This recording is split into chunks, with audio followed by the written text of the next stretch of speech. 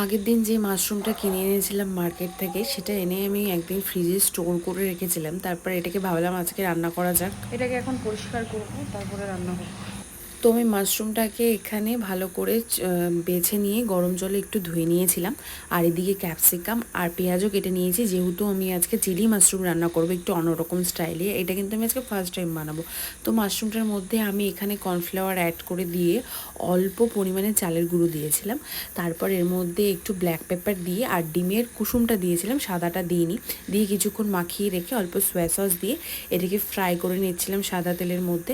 এদিকে ওটা ফ্রাই করতে দিয়ে এখানে অল্প চিকেন এনেছিল, তো চিকেনটাকেও আমি ফ্রাই করে নিয়েছিলাম, কারণ আমার বেশ কিছুদিন ধরেই চিলি মাশরুম আর মিক্সড ফ্রাইড রাইস খেতে ইচ্ছা করছিলো। দেখে বরকে বলেছিলাম যে চিকেন নিয়ে আসতে, তো ফ্রাইড রাইসও বানাবো। তো দেখছি চিকেন এনেছিল অনেকটাই পরিমাণে, ফ্রাইড রাইস করার পরও বেঁচে যাবে, তো সেই জন্য ভাবলাম বাকি চিকেনটা দিয়ে চিলি মাশরুমের সাথে চিলি চিকেনও বানিয়ে নিই। যে তেলের মধ্যে মাশরুম আর চিকেনগুলো ফ্রাই করেছিলাম, সেই তেলের মধ্যে আমি অল্প লঙ্কা কুচি দেওয়ার পর ক্যাপসিকাম আর পেঁয়াজটা দিয়ে কিছুক্ষণ নাড়িয়ে নেওয়ার পর এখানে আমি একটু জিঞ্জার গার্লিক পেস্ট অ্যাড করে দিয়েছিলাম। তারপর এখানে আমি soya sauce, red chilli sauce আর দিয়েছিলাম গ্রিন চিলি।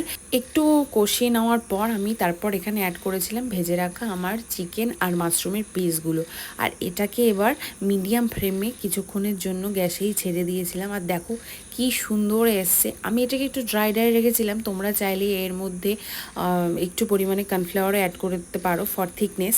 তারপর এইদিকে আমি চলে এসেছিলাম ফ্রাইড রাইসের প্রিপারেশন নিতে। আর ফ্রাইড রাইসটা যেহেতু আমি আজকে মিক্স বানাবো, তার জন্য প্রথমে আমি চিকেনগুলোকে অল্প লেবুর রস দিয়ে ম্যারিনেট করে রেখেছিলাম। তারপর ওই সেম প্রসেসে একটু কর্নফ্লাওয়ার আর চালের গুঁড়ো দিয়ে চিকেনটাকে ভেজে নিয়েছিলাম।